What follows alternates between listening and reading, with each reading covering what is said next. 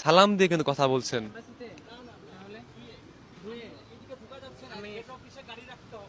আমি অত্যন্ত দুঃখিত। এই এলাকায় এই রাস্তায় প্রবেশ করা নিষেধ। আপনি সামনে যান না ব্যাকে যান। আপনাদের জন্য এখানে আমরা দাঁড়িয়ে আছি। প্লিজ আপনি সোজা যান বা এই সাইডে যান, এই রাস্তাতে আপনি ইউজ করতে পারবেন। দেখছেন বাংলাদেশ সেনাবাহিনী, যে সেনাবাহিনী কিন্তু মানুষের কাছে অনেক বিশ্বস্ত এবং তাদেরকে অনেক সম্মান করে। আজকে হয়তো জানেন যে কোটা আন্দোলনকে ঘিরে কিন্তু সারা দেশে কিন্তু বেশ উত্তাল এবং উত্তেজনা কিন্তু আমরা দেখতে পাচ্ছি। এবং এই মুহূর্তে কিন্তু আমি দাঁড়িয়ে রয়েছি গুলশানের যে আমেরিকান অ্যাম্বাসি রয়েছে সেখানে। দেখছেন যে এই এলাকাতে কিন্তু বাংলাদেশ সেনাবাহিনী রাস্তায় নেমেছেন। আপনারা জানেন যে বাংলাদেশে জরুরি অবস্থা জারি হওয়ার পর থেকেই তাদের কিন্তু এই অভিযান এবং বিভিন্ন জায়গায় কিন্তু তারা টহল দিচ্ছেন এবং দেশের আইন শৃঙ্খলা নিয়ন্ত্রণের জন্য কিন্তু সর্বোচ্চ চেষ্টা নিয়ে তারা কাজ করছেন। আপনারা দেখছেন তাদের কিন্তু বাংলাদেশ সেনাবাহিনীর কিন্তু যারা সৈনিক রয়েছেন তারা কিন্তু দেখছেন কতটা বিচক্ষণতার সাথে কিন্তু তাদের দায়িত্ব কিন্তু তারা পালন করছেন। আমরা যদি দেখাই তারা দেখছেন পজিশনে কিন্তু তাদের যে ঊর্ধ্বতন কর্মকর্তাদের যেভাবে তাদেরকে দায়িত্বে রেখেছেন তারা কিন্তু সেভাবে প্রস্তুতি নিয়ে কিন্তু তারা দেখছেন এখানে দাঁড়িয়ে রয়েছেন তাদের জায়গা নিয়ে, তাদের অবস্থান নিয়ে। এবং প্রতিটি গাড়ি যখন গুলশানের দুইয়ের দিকে ঢুকতে যায় তখনই কিন্তু তাদেরকে কঠোর চেকিংয়ের মাধ্যমে এবং জিজ্ঞাসাবাদের মাধ্যমে তারা কিন্তু ছাড়ছে এবং দেখছে। আমরা দেখানোর চেষ্টা করছি, দেখছেন প্রতিটি গাড়িতে কিন্তু ঘুরে ঘুরে এবং তাদের সাথে কথা বলে পরিচয় জেনে যদি তাদেরকে ইমার্জেন্সি মনে করেন তখন কিন্তু তাদেরকে ছাড়ছেন। এবং প্রতিটি যারা এখানে হেঁটে যাচ্ছেন তারা কিন্তু জিজ্ঞাসার মাধ্যমে তাদেরকে জিজ্ঞাসা করছে।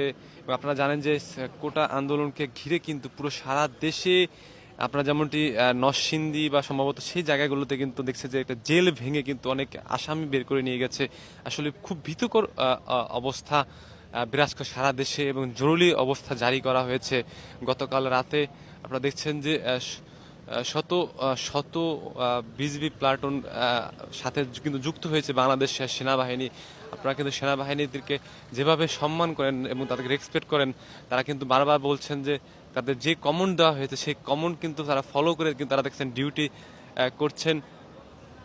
এবং টিভি পুরো আবুল হোটেল রয়েছে, যে উত্তরার যে রাস্তা রয়েছে, বাড্ডার যে রাস্তা রয়েছে, সেই রাস্তায় ঘিরে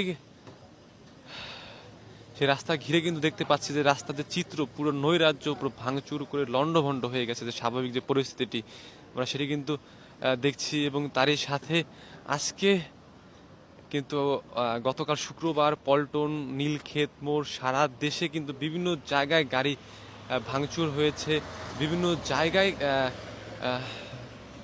অগ্নিসংযোগ সহ সকল কিছু কিন্তু করা হয়েছে এবং ভীতিকর একটি পরিবেশ সৃষ্টি হয়েছিল।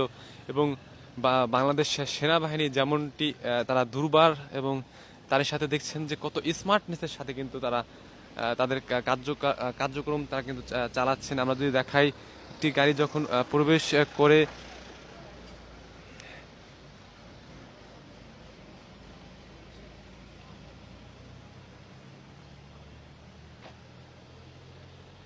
এবং এটি কিন্তু গুলশান যে দুইয়ের যে রাস্তাটি সেই রাস্তায় কিন্তু তারা দেখছেন অবস্থান করছেন এবং তারা কিন্তু তাদের পজিশন নিয়ে দেখছেন বাংলাদেশ চেকপোস্ট বসিয়েছেন, প্রতিটি জায়গায় চেকপোস্ট বসিয়ে চেকিং করছেন।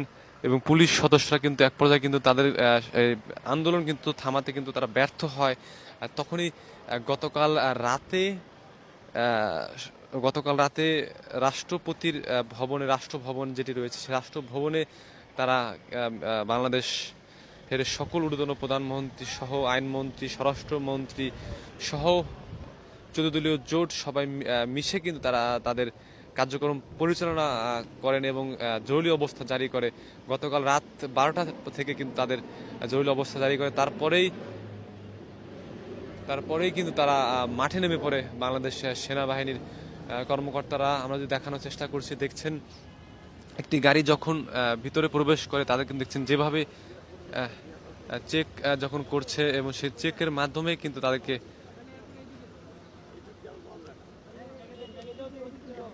আমরা যদি দেখাই, দেখছেন কতটা স্মার্টনেসের সাথে কিন্তু দেখছেন তার সাথে কথা বলছেন। আঙ্কেল আঙ্কেল খুবই দুঃখিত, এটা আপনাদের সুরক্ষার জন্য। ঠিক আছে? এটা আপনার সুরক্ষার জন্য। এখন এই বিষয়ে আমরা কোনোভাবে আপনাকে এই জায়গাতে সহযোগিতা করতে পারছি না, মানে আপনাদের জন্য এখানে আমরা দাঁড়িয়ে আছি। প্লিজ আপনি সোজা যান বা এই সাইডে যান, এই রাস্তাতে আপনি ইউজ করতে পারবেন না। এদিকটা কোনো দিক দিয়ে যাওয়ার মতো কোনো কথা আপনাকে এটা দেখেন সামনে গিয়েও যে আমরা ম্যাক্সিমাম ওই সাইডে গাড়ি যে ডানে ঘুরে যাচ্ছে, ওখানে একটু যান, দিয়ে দেখবেন সবাই ঢুকে যাচ্ছে। ওটা দেবেন, থ্যাংক ইউ। দেখছেন দায়িত্বশীলের পরিচয় কিন্তু দিলেন কিন্তু বাংলাদেশ সেনাবাহিনী। আমরা কিন্তু সেটি কিন্তু দেখলাম, তাকে সুন্দরভাবে বুঝিয়ে কিন্তু তার গাড়িটিকে কিন্তু যেতে সহযোগিতা করলেন সেনাবাহিনীর কর্মকর্তারা। এবং আমরা কিন্তু দেখি যখন একটি দেশে যখন স্বাভাবিক পরিস্থিতি বা মোকাবেলা করতে যখন ব্যর্থ হন এবং কয়েকটি ধাপে ধাপে, তখন কিন্তু বাংলাদেশ সেনাবাহিনী তারা মাঠে নামেন এবং দেশের মানুষের জন্য, শান্তির জন্য তারা দেখছেন তারা কিন্তু কাজ করে যাচ্ছেন। এবং একটি প্রাইভেট কার যখন এখানে আসলেন তখন তাদেরকে সুন্দরভাবে বুঝিয়ে কিন্তু সরিয়ে দিলেন এবং দেখছেন কতটা মার্জিতভাবে, ভদ্রভাবে তাদের সাথে কথা বলছেন। আমরা কিন্তু দেখছেন সালাম দিয়ে কিন্তু কথা বলছেন।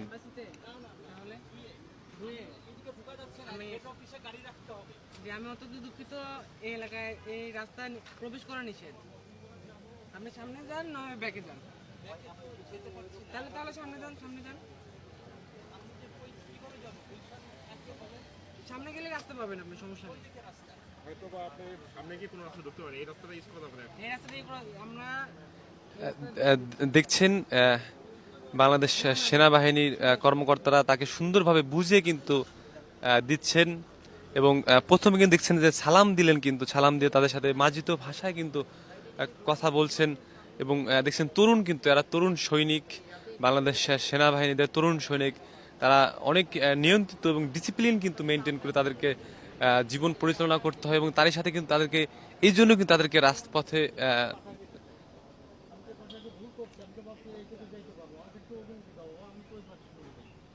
দয়া করো আমাকে।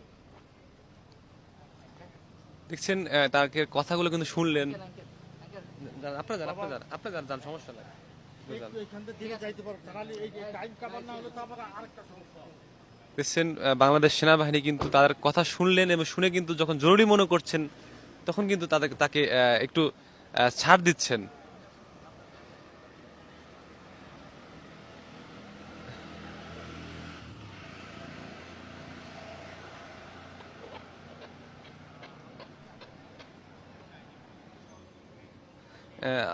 আসলে আমরা তাদের সাথে যদি একটু কথা বলার করার চেষ্টা করি, দেখি আমাদের সাথে কথা বলেন কিনা। আমরা বাংলাদেশ সেনাবাহিনীর যিনি দায়িত্বে রয়েছিলেন আমেরিকা এম্বাসির সামনে, তার সাথে কথা বলার চেষ্টা করছেন। তিনি কিন্তু আমাদের সাথে বলছেন যে আমাদের এখন একটি নির্দেশ নেই কথা বলার। এবং তার সাথে কিন্তু দেখছেন যে পুলিশের কর্মকর্তারা তারা কিন্তু ডিউটি করছেন। তারা কিন্তু ক্লান্ত, খুবই ক্লান্ত, টানা 1 সপ্তাহ যাবৎ তারা ডিউটি করছিলেন এবং তারা ক্লান্ত শরীর নিয়ে তারা এখানে ডিউটি ছেড়ে কিন্তু তারা ঘরে ফিরছেন বা তাদের কোথাও যদি ডিউটি থাকে সেখানে যাচ্ছেন। এই ছিল সর্বশেষ আপডেট। আমরা পরবর্তী লাইভে আবারও দেখানোর চেষ্টা করব এবং আমাদের সাথে যারা যুক্ত রয়েছেন সবাই সাবস্ক্রাইব করবেন, আমাদের সাথে থাকবেন এবং লাইক দিবেন, কমেন্ট করে জানাবেন বাংলাদেশ সেনাবাহিনীর যে জরুরি পরিস্থিতি তারা মাঠে রয়েছে, এটি কিন্তু বেশ প্রশংসনীয় এবং সেটি কিন্তু আমরা দেখতে পাচ্ছি।